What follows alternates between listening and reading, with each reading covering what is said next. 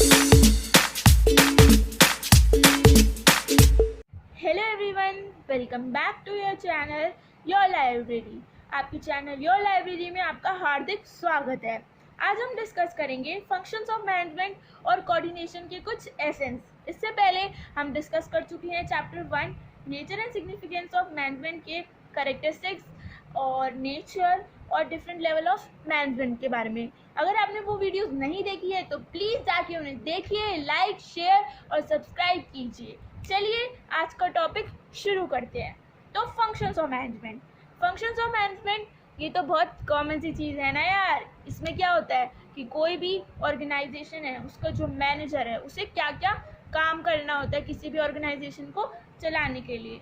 तो वो क्या क्या फंक्शंस परफॉर्म करता है, वो ये 5 फंक्शंस परफॉर्म करता है। सबसे पहले होते हैं प्लानिंग, उसके बाद है organising, third staffing, fourth directing and fifth controlling.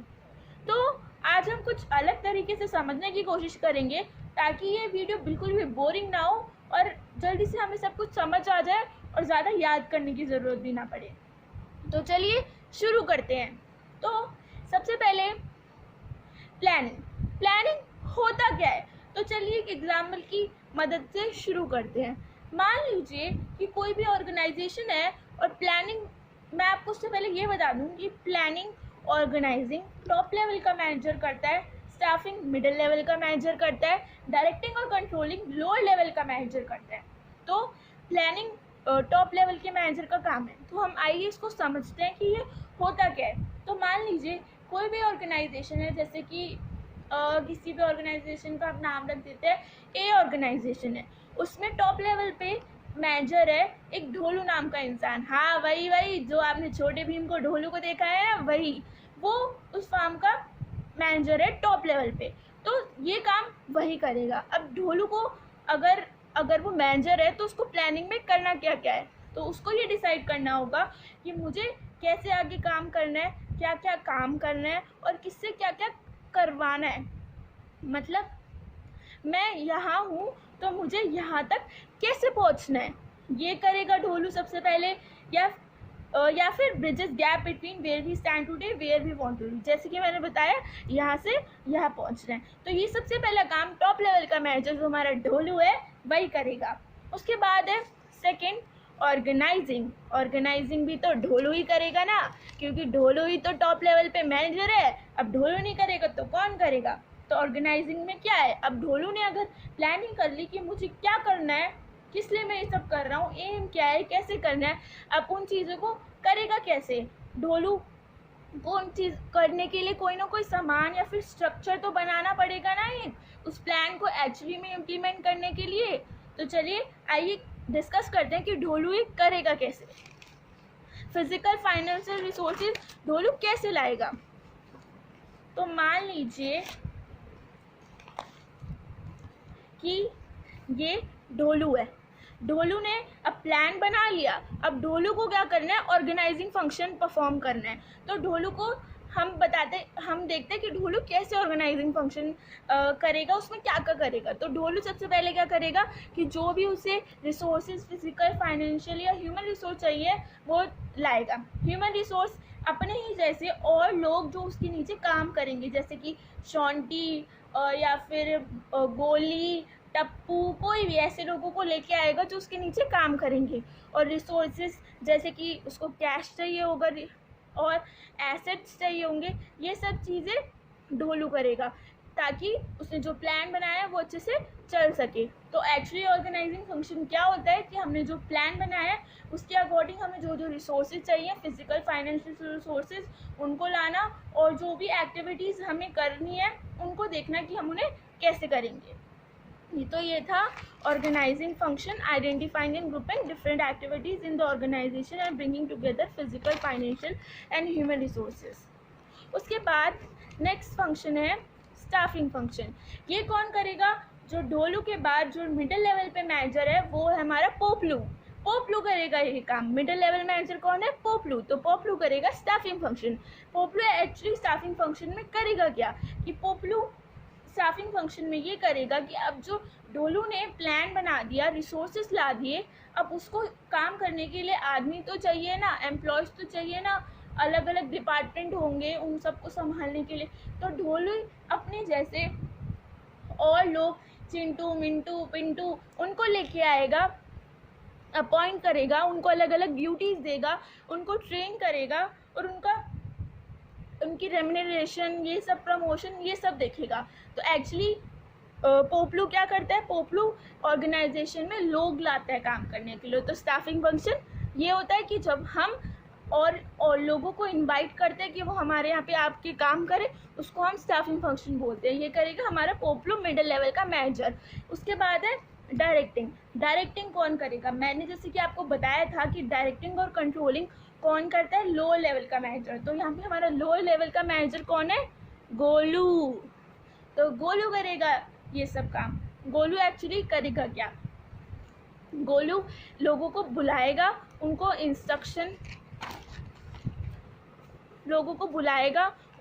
Instruction देगा कैसे काम करने हैं, उनके साथ एक रिलेशन बनाएगा, उनको मोटिवेट करेगा कि जो भी लोग आए हैं, जो भी लोगों को पोपलो ऑर्गेनाइजेशन में लेके आए हैं, उनको इंस्ट्रक्शन देना, उनसे काम करवाना, उनको सुपरवाइज करना कि वो अच्छे से काम करें और उनको एक डायरेक्शन देना और उनको मोटिवेट करते रहना कॉन्टिन्यूसली। तो उनके साथ एक अच्छा सा रिलेशन मेंटेन करेगा गोलू।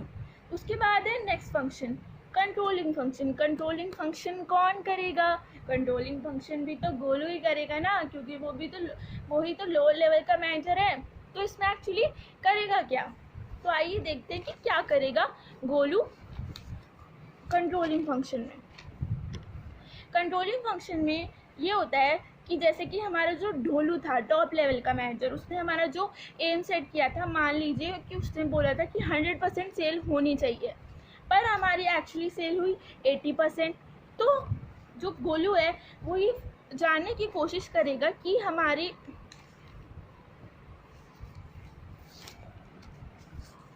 गोलू ये जानने की कोशिश करेगा कि हमारी 80% सेल क्यों हुई, 100% सेल क्यों नहीं हुई, उसके रीजंस क्या थे। क्या हमारे ऑर्गेनाइजेशन में कोऑर्डिनेशन नहीं था वर्कर के बीच में, क्या काम डिले हो रहा था, या फिर हमारा जो प्लान है उसको अच्छे से एग्जीक्यूट नहीं हुआ, और अगर नहीं हुआ तो उन सब चीज़ों को ठीक कैसे करना है, ये सब काम गोलू करेगा।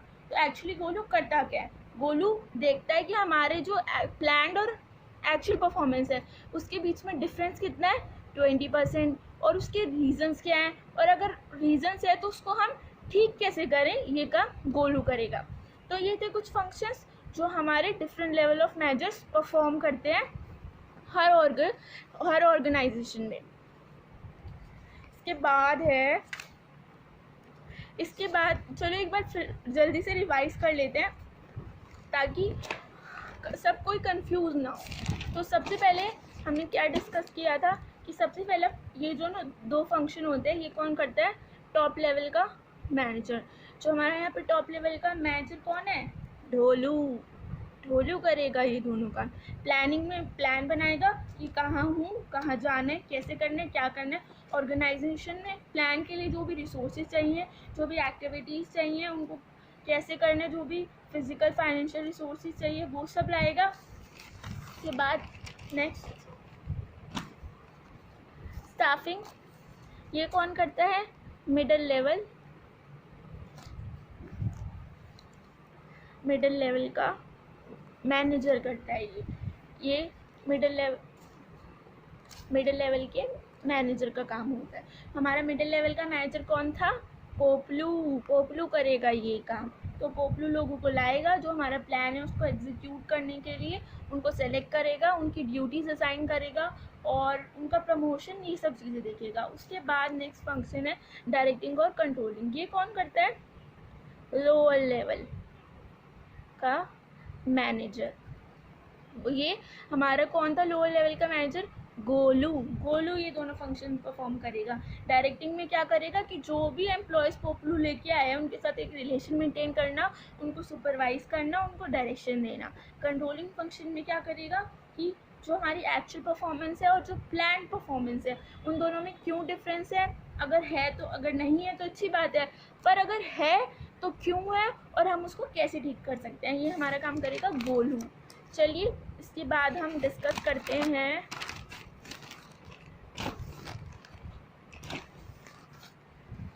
Coordination function.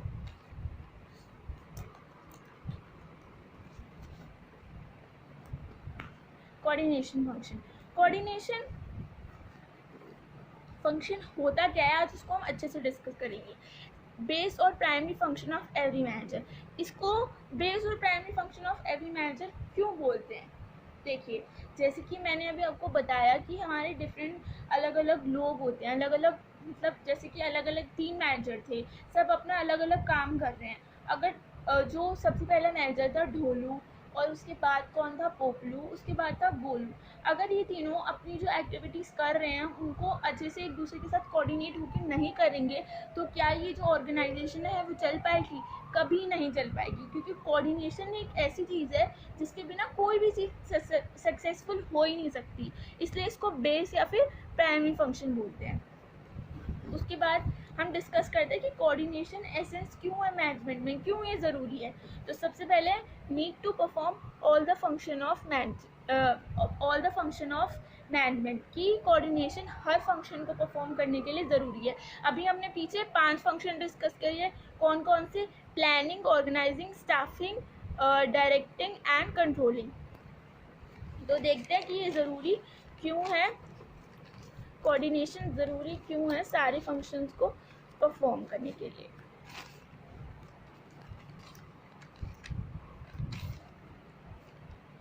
देखिए, अगर प्लानिंग में सबसे पहले जो टॉप लेवल का मैनेजर था ढोलू, उसने अपना प्लानिंग और ऑर्गेनाइजिंग परफॉर्म कर दिया, प्लान्स बना दिए कि कैसे वो पूरी ऑर्गेनाइजेशन काम करेगी।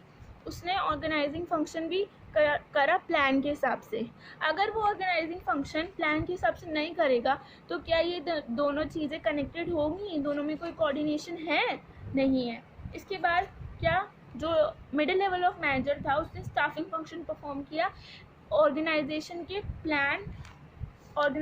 प्लान के हिसाब से कि हमें कितने लोग चाहिए काम करने के लिए, जो हमारा गोल है उसको अचीव करने के लिए। अगर जो हमारा पोपलू था वो प्लान के हिसाब से लोगों को नहीं अपॉइंट करता, टॉप लेवल मैनेजर ने जो प्लान बनाया था उसके हिसाब से नहीं करता, तो क्या इन तीनों के बीच में कोऑर्डिनेशन होता? नहीं होता। उसके बाद जो डायरेक्टिंग फंक्शन है वो कौन कर रहा था? लोअर लेवल का मैनेजर गोलू। अगर गोलू जो पोपलू एम्प्लॉयज़ लाए हैं उनको अच्छे से सुपरवाइज और डायरेक्ट नहीं करेगा गोल के लिए, तो क्या इनमें कोऑर्डिनेशन होगा? हमारा प्लान अच्छे से एग्जीक्यूट हो पाएगा? नहीं हो पाएगा, क्योंकि एम्प्लॉयज़ ही अच्छे से काम नहीं करेंगे। उसके बाद कंट्रोलिंग फंक्शन। अगर जो लोअर लेवल का मैनेजर है वो कंट्रोलिंग फंक्शन ढंग से परफॉर्म ही नहीं करेगा, हमारा प्लान आउटपुट अचीव क्यों नहीं हो पाया वो रीज़न ही नहीं फाइंड आउट करेगा, तो क्या हमारा ऑर्गेनाइजेशन चल पाएगा? कभी नहीं चल पाएगा, क्योंकि ये 5 फंक्शंस में कोई कोऑर्डिनेशन ही नहीं था, इसलिए प्रॉब्लम आई। तो कोऑर्डिनेशन बहुत ज़रूरी है। उसके बाद है नेक्स्ट, कोऑर्डिनेशन में required at all the levels. कितने लेवल होते हैं हमारे पास? हमारे पास होते हैं 3 लेवल, टॉप, मिडल और लोअर। जैसे कि ढोलू है टॉप लेवल पे, वो उसका मेन काम होता है कि जो भी एक्टिविटीज़ हैं, वो जो भी लोग एक्टिविटीज़ परफॉर्म कर रहे हैं उसके ऑर्गेनाइजेशन में, वो सब एक ही डायरेक्शन में एक्टिविटीज़ परफॉर्म करें, सब अलग अलग एक्टिविटीज़ परफॉर्म ना करें। जो मैनेजर हैं, एम्प्लॉयज़ हैं, सब मिल के काम करें और गोल की तरफ इकट्ठे बढ़ें। तो ये होता है टॉप लेवल मैनेजर का काम। उसके बाद जो मिडिल लेवल पे हमारा मैनेजर था, कौन था? पोपलू देखिएगा कि जो उसके डिफरेंट डिपार्टमेंट्स हैं, सेल्स, प्रोडक्शन, मार्केटिंग, सब ऐसे काम करे कि वो एक ही ऑर्गेनाइजेशन के लिए काम कर रहे हैं, अलग अलग नहीं कर रहे हैं, है ना? तो ताकि हमारा गोल जल्दी से अचीव हो पाए। उसके बाद नेक्स्ट गोलू लो लेवल का मैनेजर है, तो ये डील करता है एक्चुअल वर्कर के साथ जो हमारा प्रोडक्ट मैन्युफैक्चर कर रहे हैं। मान लीजिए कि हमारा जो ऑर्गेनाइजेशन है वो बिस्किट मैन्युफैक्चर करते हैं, हमारे बिस्किट का नाम रखते हैं डिलीशियस बिस्किट, है ना? अच्छा, तो ये जो वर्कर्स हैं ये सब हमारा एक्चुअली जो बिस्किट्स हैं उनको जो फैक्ट्री होती है उसमें काम करते हैं। अब गोलू जो उसके नीचे वर्कर्स काम कर रहे हैं उनको अच्छे से इंस्ट्रक्शन नहीं देगा, जो भी टॉप लेवल ऑफ मैनेजर ने प्लान बताया था उसके अकॉर्डिंग उनसे काम नहीं करवाएगा, तो क्या हमारा जो गोल है जो हमारा एम है कि हमें जो बिस्किट्स हमने मैन्युफैक्चर किया वो हर जगह पहुँचे, इनकी डिमांड बढ़े, लोग उसको पसंद करें, वो कभी भी अचीव हो पाएगा जो टॉप लेवल के मैनेजर ढोलू ने बनाया था? नहीं हो पाएगा। तो कोऑर्डिनेशन बहुत ज़रूरी है हर लेवल पे, तभी हमारा जो गोल वो अचीव हो पाएगा। उसके बाद next most important function of an organisation. अब यार इतनी ये तो बहुत ही कॉमन सेंस की बात है। अगर हमने इतना सब डिस्कस किया कि फंक्शंस में हमें कोऑर्डिनेशन ज़रूरी है, हर लेवल पे कोऑर्डिनेशन ज़रूरी है, तो इतना तो समझ आ ही जाएगा ना कि कोऑर्डिनेशन बहुत ज़रूरी है। अगर वो नहीं है तो ऑर्गेनाइजेशन कभी चल ही नहीं पाएगा, कभी वो एम ही नहीं अचीव कर पाएगा, सर्वाइव नहीं कर पाएगा, प्रॉफिट नहीं कमा पाएगा। तो ये बहुत ही छोटी सी और कॉमन सी बात है। तो ये थे कुछ एसेंस ऑफ कोऑर्डिनेशन जो हमने आज डिस्कस किए। सबसे पहला क्या था? needed to perform all the functions of management, planning, organizing, staffing, directing, controlling, हमने पीछे डिस्कस किया। required at all the level, हर जगह ज़रूरी है, अभी हमने पीछे डिस्कस किया कैसे। और most important function of an organisation, ये भी हमने डिस्कस कर लिया। तो ये थे कुछ डिफरेंट हमने यहाँ पे आज डिस्कस करे